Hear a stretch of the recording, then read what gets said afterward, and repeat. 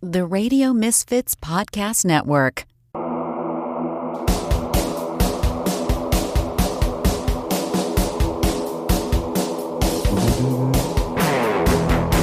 Hello, y'all. Welcome to Jackalope Tales, Urban Legends in Music, where we uncover, is it real or is it a jackalope tale?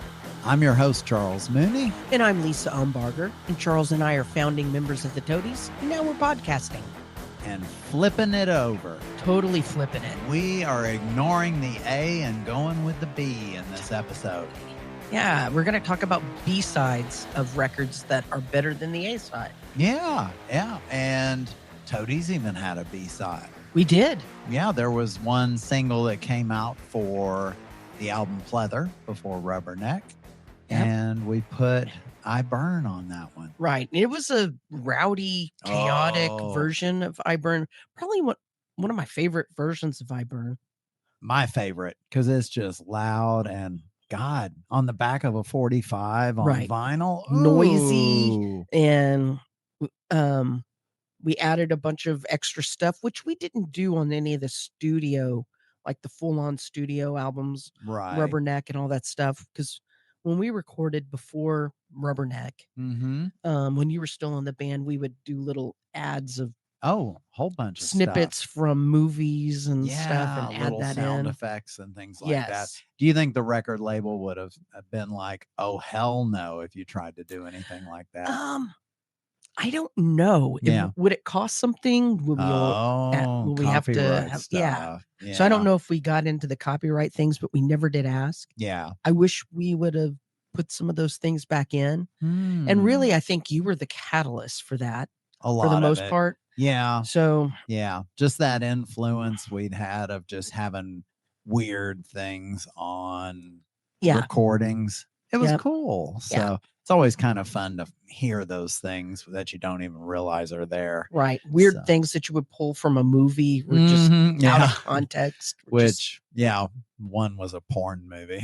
Right. And that was, that one was interesting to record while I'm living at home. Yep. Your parents are like, "Son, are you okay?" Yeah. Don't come in. I'm recording. It would have made some bad situations, but you know what? You have been on the TikTok train this week. I'm always on the every TikTok, week. You are talking about bad situations. This trend on TikTok just tickles me. Where people call friends or family and invite them to their pet's baptism. Yes. And it is hilarious. You sent me one, and God, it was funny. It was a young girl trying to invite her mom who seems very loud and very abrasive, to her dog's baptism. And I mean, you had the mom going, "Are you fucking serious? Are you?" I mean, just dropping bombs and being like, and she played it up really well. Right. And you told me this is a trend. Yeah, this is a trend. The first one that I saw, and I couldn't find it when I went back to look for it, was this young guy. He and his wife were inviting his best friend, which you can tell they go way back, to their dog's baptism. And it's going to be in their church that they went to as kids. Yeah. And the minister, the preacher that they enjoyed as children was going to do the baptism. And all this stuff's fake, but they're really selling it to him. And his friend is such a good friend. He's like, "It's your dog?" And like, "For real, it's your dog?" And he's like, "Yeah." And he's like, "And Pastor Reynolds is gonna do this?" He's like, "Yeah. Oh, hey, you can bring Oreo too if you want to bring your dog, because we're saying that you can bring your dogs." And he's like, "Pastor Reynolds is okay with everyone bringing their dogs in the church?" It's so funny. But his friend was not going to give him shit about it, because he wants to be supportive. It's his best bud. He's like, okay, well, I guess I'll be there. And and I love it because they're like, I know the girl that you sent me the video of was like, yeah, I don't want him to go to hell. Right. I want him to be in heaven. Right. And but that brought back memories because of course I went to a school where you went to church every morning when I was a little kid.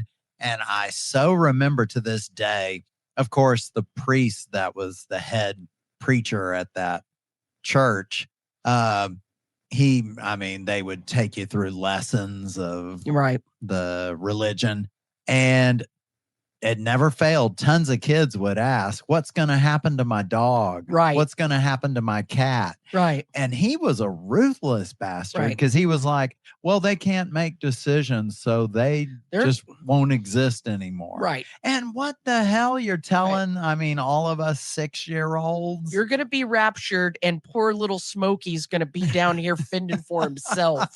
So, I'm starting to think with this trend, we could really get something going. I think that, first of all, we've been wanting to do baptisms for a long time. Using hot dog water. Right. Hot dog water baptisms. And what better baptism than an animal in hot dog water? Yes. Like gerbils, whatever. They all eat hot dogs. They're going to be really attracted. Actually, you're probably going to be able to not keep the animals out of the baptismal water. Yes. And we talked about having a hot dog baptismal mobile. Right. And we could easily, like on certain parts of the month, add something to the truck to make it look right like it's appropriate for it needs pets. To look like the Oscar Mayer Wiener mobile. Yeah. But put a Pope hat on it or something. Exactly. I don't know. Yeah, just something and then it could play music like the ice cream truck. Yes, but it's like it'd be Amazing music. Grace. Right, Amazing Grace with Jesus riding the big giant hot dog.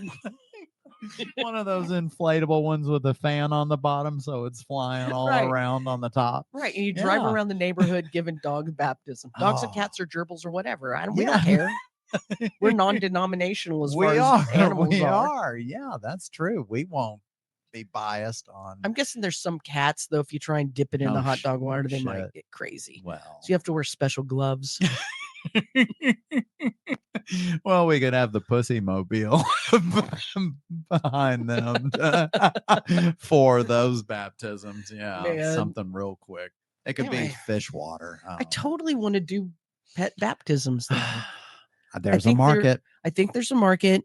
And if you went around the neighborhood, because they have those trucks that bathe animals that come to your neighborhood. Yeah. You get baths and grooming and stuff. Yeah. This is like spiritual grooming. Well, and okay, yes. Totally look at how people take care of their pets. They put them in baby carriages. They carry them in little sacks on their back. These are kids to be these people. And what the hell's wrong with a good baptism? Right. And who wants to go to heaven without your dog? Yeah, see? Pixie's going to be up there like chilling, having fun. Yeah. So will you help me baptize my dog? Okay. Charles. I will. I'm a dear friend, so I'll be there for you. So please do okay, so it's a joke on TikTok. Let's make it real. Let's do. Where you invite friends and family to the ice cream truck, Wiener Mobile baptism. Yes. And just come on out. Don't have to make an appointment. Right. We'll baptize right then and there. Run out with your $5. What is it? $5 for a baptism? Is that good? Yeah. Oh, yeah. That or you can get good. The premium baptism where you get the medallion. Yes. For their collar. Yeah. That says I've been baptized or something. And instead of lighting a candle like the Catholics do after they're baptized, you can light a wiener and then and then blow it out and feed it to the dog. Oh yeah. Yeah. Here's your little wiener. Here's your little Smokey. Oh my gosh. More ideas. We keep them coming. Fuck the podcast. Let's start back to some. Podcasts are so boring. Let's move along. No, actually, I think this one is going to be one's exciting. Actually good. Yeah, because I've got a dark one. It's the episode right after Halloween, and I'm still keeping it dark. You might as well. Yep. And then you've got one. Man, I got Unchained Melody. Oh, see, what the hell? Why was that a B-side? You're not kidding me. How Right. the hell did that happen? Right. That's their most well, I'm sure you're going to go in. Yeah, because there is a crazy jackalope in this as well. Yeah. Because, of course, it involves Phil Spector. Oh. So I'm beginning to think that Phil Spector was not all everyone believed he was at the time. Wall of sound, whatever. I'm thinking Phil Spector was smoke and mirrors. In a lot of ways. And this is an example, maybe. Here is one. So, and it is kind of a crazy story. I was unaware of this until I was researching the song because we knew it was a B-side. Yeah. But I didn't know, the whole story behind why it was a B-side and everything. Mm-hmm. So, in 1965, the Righteous Brothers were under Phil Spector's Phillies Records. Yeah. It's a label for all of those hit singles, Wall of Sound, all of that stuff. So, anyone would have killed to been on that label and been a part of the Phil Spector bullshit. Yeah. I'm calling it bullshit now. No, anyway, that's fine. So Spector picked this song called Hung on You, and it was written by Gary Goffin and Carole King. Okay. So, some premier songwriters. Right. And he's like, let's record this song and it's going to be a huge hit. Yeah. So that was going to be the next Righteous Brothers single. And he poured a lot of time and money into the production of this song. And he fully expected this song to dominate the charts, but they needed a B-side. Okay. And Phil really didn't want to spend a whole lot of time with it. So to fill the flip side of the record, Bill Medley was like, let me just do something. Because Phil was like, I don't care if you, fart on the rest of the whatever. Just record some bullshit because we got a hit. And so Bill Medley decided to cut a version of Unchained Melody. Okay. Which was a tune that he'd always loved from the 50s and had been around for a while. But it was recorded quickly and almost as an afterthought. And Bill recorded it by himself, produced it and everything. Phil Spector did not have anything to do with it. He wasn't even there. These guys are just trying to get something on tape to put on the B-side. Yeah. And Bobby Hatfield sang it solo. And just beautiful performance. Yeah. So when the single Hung on You hit the radio in July of 1965, something surprising happened. The DJs were like, this is okay. Ooh. Hung on You's all right. But the flip side, it's kind of kick ass. Shit. Yeah. And there was this whole kind of rebellion kind of going on in radio at the time. So it kind of lent itself to this, where DJs were getting tired of being told what to play. Because they were getting these singles in and that was the time of the big payola that was happening. And they were like, fuck this. We, our record, our radio stations are getting all this money and we're playing these songs we don't even really like. And let's start playing B-sides. So they did. Right. And Unchained Melody is one of those songs. Wow. And listeners started calling in requesting the song after on a few stations it started getting played. And it just word started spreading and it became a huge hit. Huge. So Hung on You peaked very modestly at 47 on the charts. Oh, okay. Unchained Melody shot up to 4. Wow. It was one of the biggest songs ever. Wow. The public couldn't resist it because Hatfield's vocal performance is so amazing. But here's where things got messy. Spector had no involvement, remember? Yeah, exactly. But he's a control freak. Oh, shit. And the song started climbing the charts.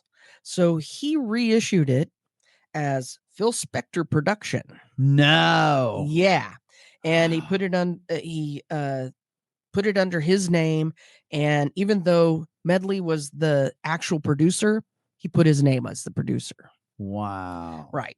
The label even reprinted everything and all the later pressings had Phil's name on it, not Bill's. Oh, sickening. Right? Yeah.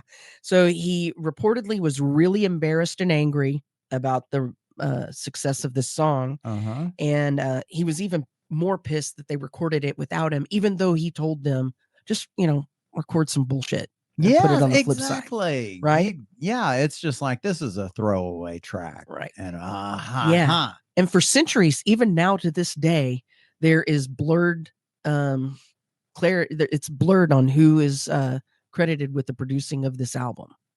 But Bill, in all of his interviews, repeatedly said that Phil had nothing to do with it. In fact, everyone else says Phil had nothing to do with this. Wow. Right? So both the singers in the Righteous Brothers were like, he wasn't around, he didn't care. Shit. And we did this, and Bill was the one who recorded it and was the producer. And still people are like, well, it's a Phil Spector song. Damn. But the thing is it's so different from the Wall of Sound production. It's really stripped down and very simple, beautiful production. Yeah. It is not the Wall of Sound that Phil is known for. In fact, it's completely opposite of what he's known for. Oh, but then that's where, they could say, oh, he was going for something different and trying to be cool. But why like was Phil this Spector is. Yeah, but why was this the only one that he ever created like that? Right. Because he was so egotistical, he couldn't even stray away from his Wall of Sound when he saw the success of this song to make another song that was stripped down like this. That was just a beautiful vocal performance because he wanted his fingerprints all over it. Thank God he didn't do any. He wasn't there for it, because can you imagine that song with a Wall of Sound? It would suck. No, it would totally suck. Hatfield's vocals are what carry the whole song, and the fact that Bill just let that live in that way, where he didn't try and do anything to it. Simple can be better. Simple is better. So the clean, intimate dynamic of just letting Billy's vocals carry the song is what changed a lot of the ways that people were recording at the time, because radio was totally full of Wall of Sound and people trying to recreate Wall of Sound. And then Bill put this thing out that was so different, and now people wanted to hear more like soaring vocal performances instead of production. Yes. Right. Yeah. I wish we would do that now. What do we got to do? Yeah. Because everything now is production. Oh, it's all about that. And AI and whatever. Anyway. Oh, some stripped down stuff. That would be refreshing. Yep. God. So here's the irony of the whole freaking thing. Phil forever became linked to Unchained Melody. Yeah. Which sucks. Even though he didn't produce it, he didn't arrange it, he had nothing to do with it, and it totally overshadowed his A side. Yeah. But since it came out on his Phillies records, Spector owned the label, he got paid the most. Oh, that's for gross. This. I knew that was coming. Yeah. So Spector got the money and the reputation boost, and Medley and Hatfield created this magical thing, but they really do not get any kind of they don't get all the credit that they should have for that song, especially Bill. Oh, they're having to fight for it. Yeah. I mean, because good God, Phil's name's all over everything. Right. And it's almost like that poor soul where he's like, really, it was me. I swear. Yes. I swear. Yeah.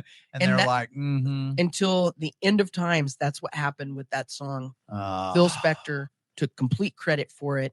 And Bill spent the rest of his life going, I did this. God. And everyone's like, yeah, whatever. It's Phil Spector. Yeah. That crazy dude, that crazy guy that's with that wild ass hair. Right. Yeah. Right. He did it. God. And that's the story of Unchained Melody. Amazing. Which I think is a beautiful freaking song. I never knew that was a B-side until like a couple years ago. I was like, no way. Yeah. That has to be the A-side. Yeah. No, I mean, you would totally imagine that. So I know Carole King is an amazing songwriter, and she wrote so many songs during this time, But good God, this song is just different. I'm gonna have to hear that A-side song to see. It's very it's every it's cookie cutter. Yes, it's formula. Pop song. Yeah. Kind of like what it is now. Oh God, I'm so bored with music right now. I know, it's funny because it really seems like in many instances the B-side was just kind of the way of the record label throwing something on there, maybe almost hiding it, but just to have something. Well, it used to be that's where the artist could kind of take some risks. True. So I think that they would put something on there because the record company's like, I don't fucking care. Phil Spector was leaving the room. Yeah. And this is where you can go, I've been thinking about this. And the artists are left to their own devices and trying something experimental. Yeah. It's almost like leaving the kids to do something. Yes. And then they come up with something even fucking better. Then what happens? Ice Ice Baby. You told me famous that was a B-side. B-side. That's play that funky music. Oh my God. Oh, barf. Lord. Yeah, no kidding. For that to be a B-side. Yeah. But yeah. You got a great one. Oh, there's some story to this one. And that's what I love about this podcast is because I had never heard of this before. And it's a B-side that I'm focusing on the one recorded by Billie Holiday. Yeah. There was an A-side, and then the B-side was a song called Gloomy Sunday. And I'd never heard of this song until you mentioned it. Yeah. So I did not know this story. And I love Billie Holiday. Yeah. I have several box sets, and I did not recall this song. No, because it was just this B-side on a single. And now she did not write it. It's a cover song. But so I'm going to start by kind of giving, you got to know the history of this song in order to really understand what's going on. And, but what happened is they consider it the most dangerous B-side ever pressed. That's a great label. And many artists have recorded this song. There are quite a few. I've got a list of a few here in a bit. But this is going back to the person that wrote it. His name, and I'm not great with translations, but it looks like Rezo Ceres. I'm going to go with that. I like it. Rezo. He was in Budapest, 1933. And I mean, the Great Depression was going on. Yeah. And he lived in a dim apartment above a cafe in Budapest. He was a failed circus performer. He was an unsuccessful songwriter and a man who believed that the world had finally forgotten him. So really having some self-worth issues. So it was not only dark times in the world, but dark times in his soul. Yes, exactly. And on a Sunday afternoon, he wrote his masterpiece. It was a waltz that's in slow motion. Now, he originally called it The World Is Ending. Oh, fuck. The melody is mournful, aching. It's kind of a funeral hymn. But then his friend, who was a poet, Laszlo Havor, added new lyrics about love and suicide. And that song became Gloomy Sunday. And so it was basically heartbreak in 4/4 time. And I mean, Hungary, since it came from there, was listening to it. And the newspapers soon called it the Hungarian Suicide Song. Holy shit.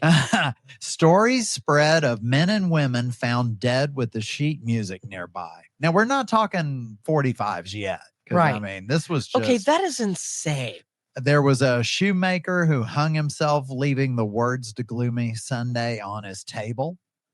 There was a woman that jumped into the Danube clutching a copy of the record. And then a man shot himself after he requested it at his funeral. So because of this, so I guess, yes, it was a record, but it really wasn't A-side, B-side back then. But radio stations banned the song. Churches condemned it. And it would still get played. It almost became the underground song. I mean, like we talked about, where you just you want to put yourself on the edge, and you hear this song causes suicide, so you want to see if it does. Right. That kind of testing. I did listen to it. It's pretty. It's dark lyrics. Yeah, no kidding. The author, the writer Celeste became famous, but he still wasn't happy. I mean, this guy had been, as a young kid, in Nazi war camp. His mother had died in the war camp. I mean, there's just nothing that's going well for this guy. One Sunday morning in the winter of 1968, Rezo Ceres climbed to the roof of his Budapest apartment and jumped. He survived the fall, but later in the hospital, he found a piece of wire and strangled himself. Good Lord.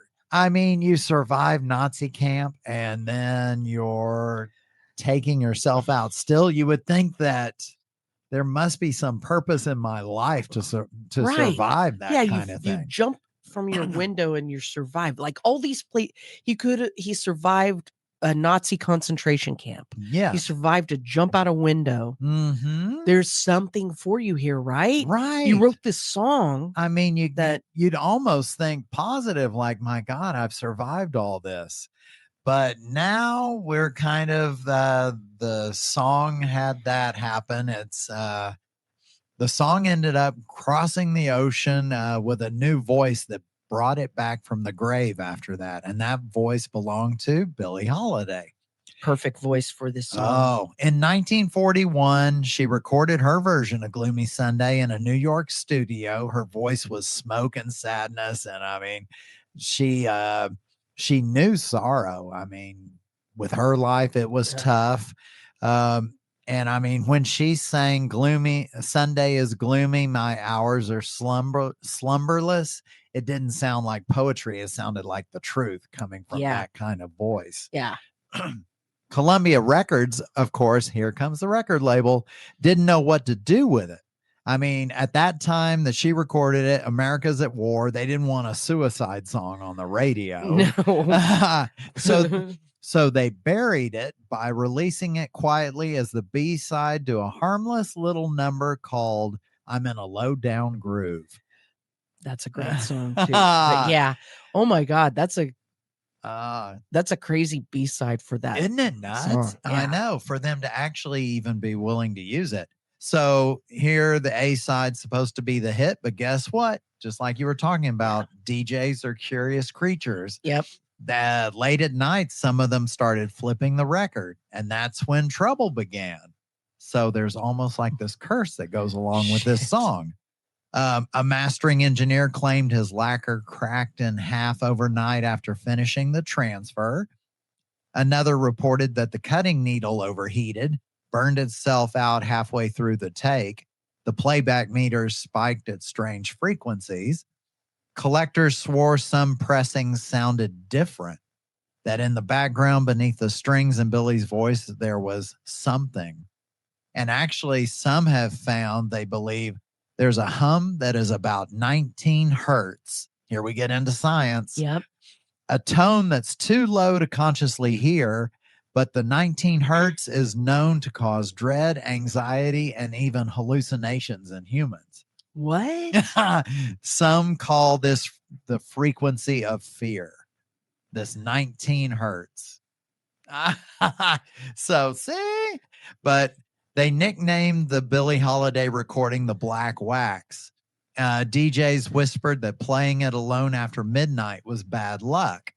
In the Columbia archives, one lacquer was reportedly kept in its own velvet-lined box because, as one archivist said, every time we play it, the needle dies. What the hell? So you had all this going on. This song was banned by the BBC because of the negativity of it and the wartime. But like I said, every few decades, this song seems to come back. Well, it seems like now's a good time. You know what? Maybe there might be something to these kids in 19 hertz. It gets covered by other voices. Sarah McLachlan has covered it. Sinead O'Connor. Oh, fuck. Bjork has Elvis Costello, Christian Death. And oh then my God, that's where I recognize this song from. this is a Christian Death. Yes. Oh, This yeah. you got to know something's weird when the founder of the Church of Satan, Anton LaVey, had the song included on an album he released in 1994. And every time it carries the same weight, the same stillness. It's like grief passed down through melody. And I mean, you got to wonder too, sometimes there's a curse on the artist because, Shit. I mean, God, think about Sinead O'Connor. I think she recorded it and then career went Toilet down terribly. And so, in 1981 is when the BBC finally lifted its ban. They played it live on air for the first time in 40 years. Halfway through the broadcast, the transmission did actually fail.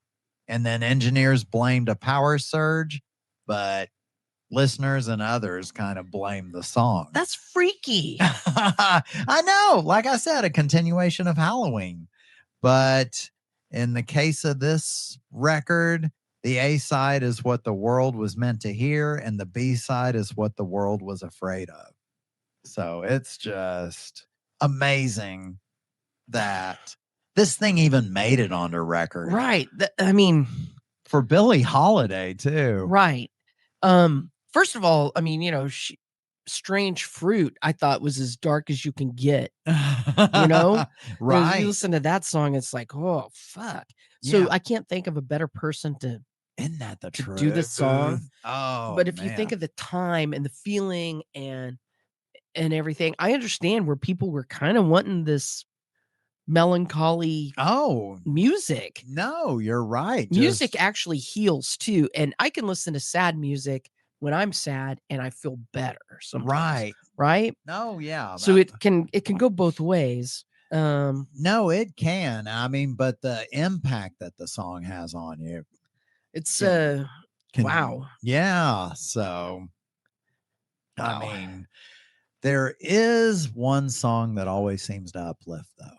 Which song is that? It's our B-side. I hear it. It's the Lone Star Salute. It's the Lone Star Salute. You cannot be sad. Yeah. To kazoos. No, because the record company told us to not release this. I have a kazoo in my car. Luckily, I do. Do you really? I do now, yeah. Wow. Because I found out that kazoos are happy instruments of God. Ah, that's cool. And if you play along to a song on the radio, it's actually hilarious. You can play it pretty good? Yep. Especially like rap music and stuff.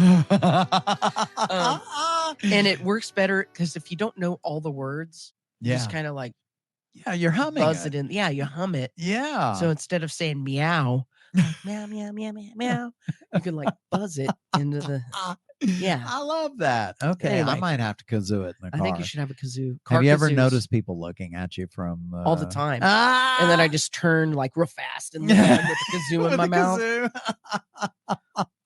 Welcome to the Lone Star Salute, people. Oh, yes. So we get to talk about 1-star reviews. Yep.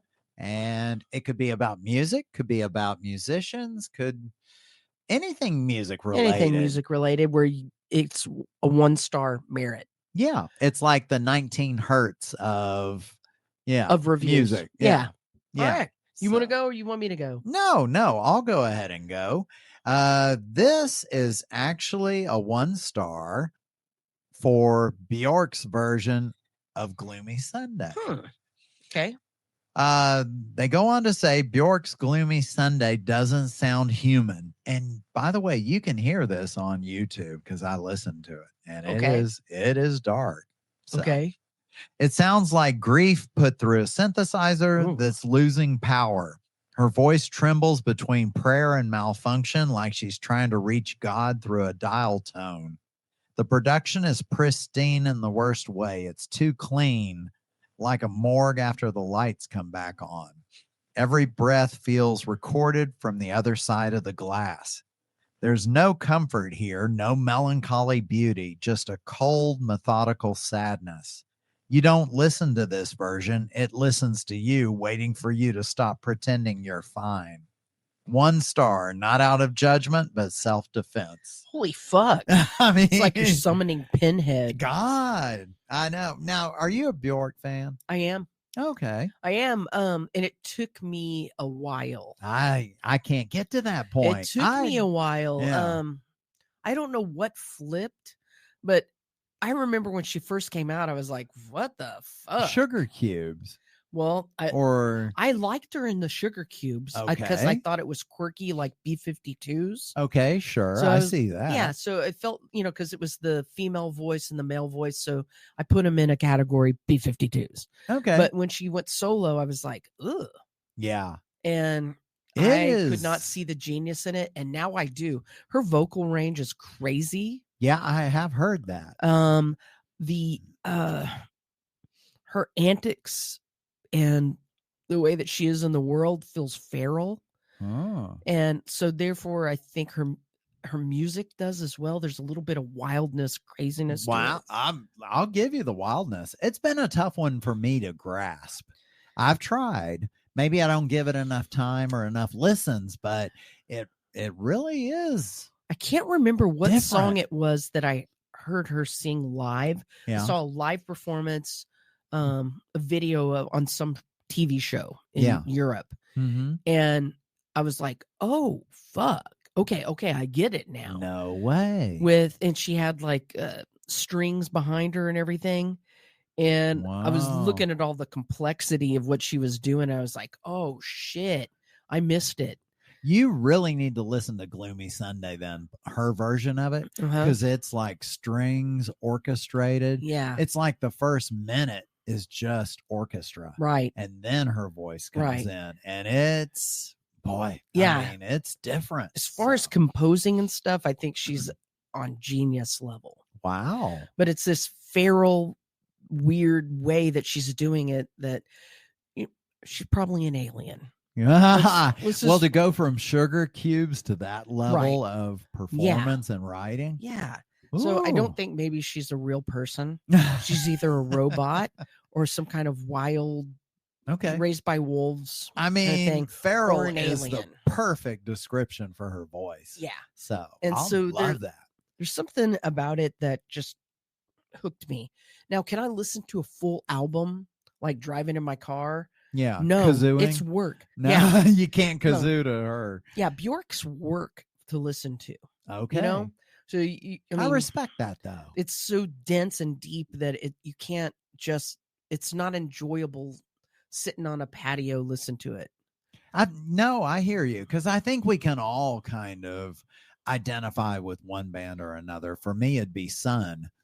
Oh, yes. In that aspect. Cause no, I'm not going to pour a glass of wine and go sit on the porch and listen to Sun. Yeah, and flip some burgers. And you guys are going to play cornhole. Yeah, no. Yeah. You can't play cornhole to Sun or Bjork. I mean, you just hit each other with croquet mallets if you're listening to Sun. But yeah, okay. So what do you have here? I have. It can't be about Unchained Melody. No, it cannot be, because that song, holy moly, that one's a whole other level. But I did find it's kind of it's a mixed review. What's still a 1 star, but a mixed review of a live performance of Bill Medley. Oh. And Alice W says this, and this has to have been later in Bill's life. Yeah, says age has added a few rough spots to Medley's once warm and resonating tone. He struggled a bit Sunday night to reach the higher ends of his deep register on Little Latin Lupe. Do you remember that song? I don't like that song. No. And Unchained Melody, dedicated to his late partner, Bobby Hatfield. When he joined his daughter, McKenna Medley, for I've Had the Time of My Life, which that would be cool. You can bring your kid up to sing that song. Anyway, that's true. His voice faded early on, and he was catching a second wind late in the 90-minute performance. The thing is, with farewells, fans who've stuck by an artist through decades and generations aren't looking for perfection. They didn't come Sunday expecting to see this 20-something version of Medley, belting out those 60s and 70s hits, Hold On, I'm Coming, Rock and Roll Heaven, Unchained Melody, and My Babe. So when we see our favorite artists perform today, we remember when they were great and understand that what we are really witnessing is a mere shadow of what they were. If I was judging his performance without the memories, it was horrible. Less than a 1 star. Yeah. But I give the man the benefit of years of enjoying his work, and I can suspend that judgment and be happy that I got to see this legend.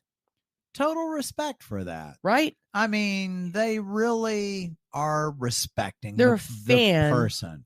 And how many bands, like I've been going to see these old bands play now, and I realized I saw myself in this review because I went to go see X, and Billy Zoom rejoined. Yeah. And you know, are X all in their 70s now? Oh God, they're old. Have to be. And Billy had to sit. And remember, Billy was just like crazy. On stage. Hell yes. And he was sitting because he's had some health issues, but it was good. Yeah. But I was thinking back after I read this review, did other people think that it was that good? Because did they see them before and they're having those memories? Because it makes like a stew, you know? Yeah. Because it mixes with those other memories of when you saw them before, and it's like, this is fucking awesome. Yeah. Because you can't untangle those other memories of when you saw them before. No, I think that even applies to music too, because just the first one that comes to mind is I remember going to a friend's house and hearing Pink Floyd's The Wall for the first time. Right. All those sound effects and all those things it was doing was so different from anything else I'd ever heard in my whole goddamn life. And if you listen to it now, if you gave it to some young kid to listen to, they'd be like, oh, I mean, whatever. No big deal. But it's appreciating and remembering when it came out, what it was then. So that is totally it. Yeah. So, but of course, inside I'm laughing as you're reading this because I'm thinking about Frankie Valli. Oh my God. I mean, okay. It sounds like this guy's doing way better than Frankie Valli. Right. That Frankie Valli thing, which is like a horror show.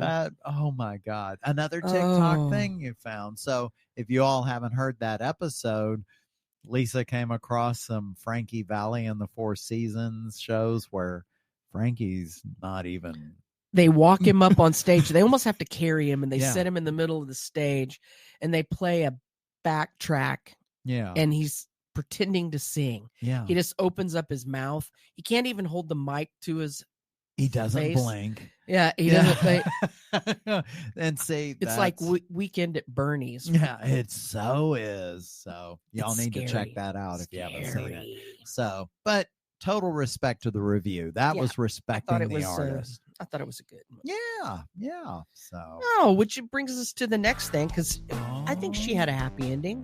She sure did. Yeah, I think she. It sounded like she enjoyed it enough in appreciation, right, to make it happy for her. Yeah, so, and the happy ending. And so we talk about these stories, and my story, as crazy as it sounds, I mean, there could be some jackalopes in there, just because superstition, right? Exactly. When things start happening, it happens with ghost stories. Right. Is where someone dies. Was it because they claimed 100 people at least died from this song back in Hungary? Was that exaggerated? Is it exaggerated? Or was that Hitler? Yeah. Right. Was it this song or Hitler? I don't know. Yeah. So you really, there has been situations with this song. And if you listen to it, you're not going to be flipping burgers.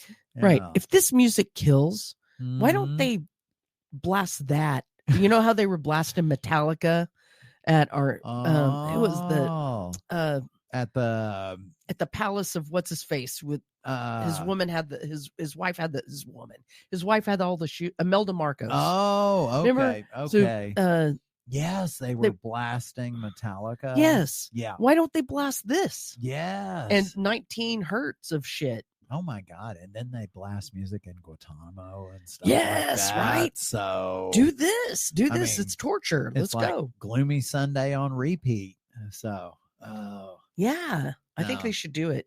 I know. Anyway, so it's true that Bill Medley actually produced this record, so that's a happy ending. That's not a jackalope. What's a jackalope is what Phil Spector tried to create. And it's not a jackalope to know Phil Spector is a weenie. Yes. Yeah. Total douchey weenie. Oh, and that's why he's in jail. Yay. That's the best happy ending, right? It really is. Phil Spector's in jail. Good job, kids. Way to flush out that happy ending. Thank you to the jurors, and thank you for listening. Yeah, because you are the final juror for us. Ooh, right? Wow. Right. Yeah. Keep your ears. I hope we have 12. Judicial.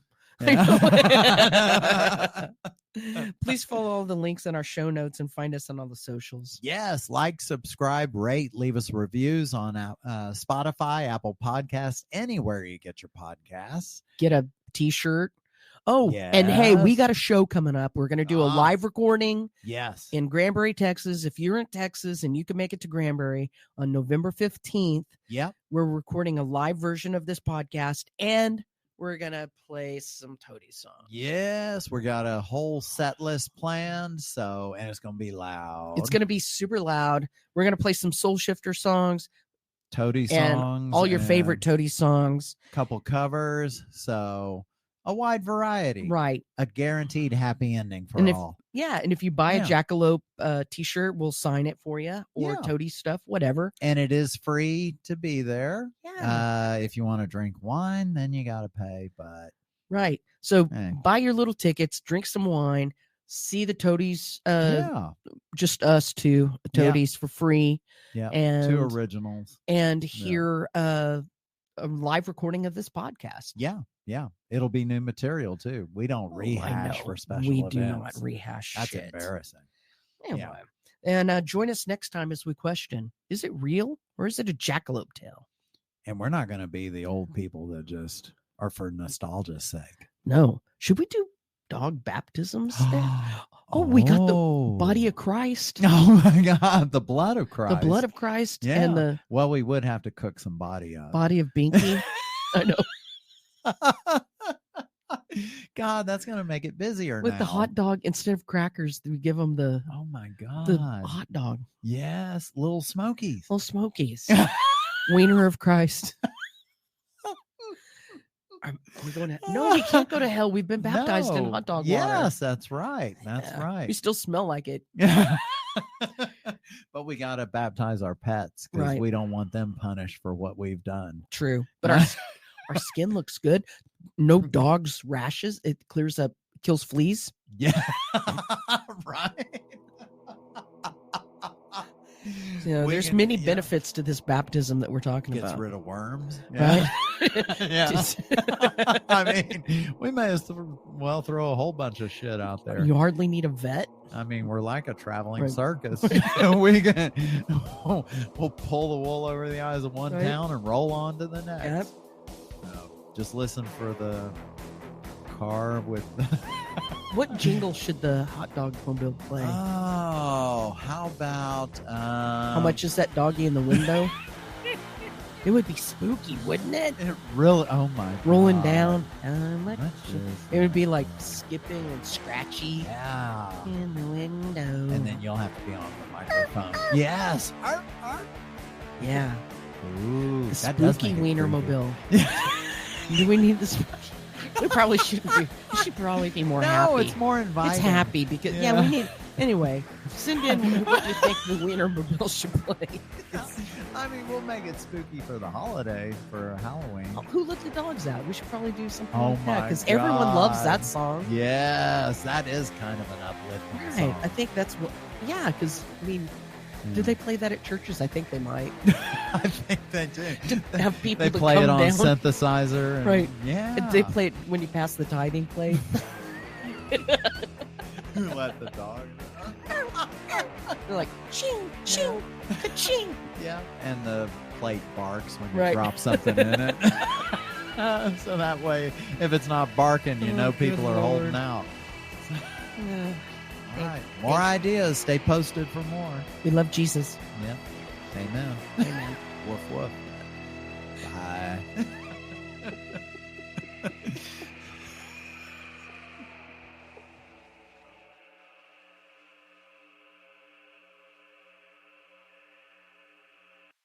And if you believe me, say yeah. Yeah, yeah, yeah. But listen here.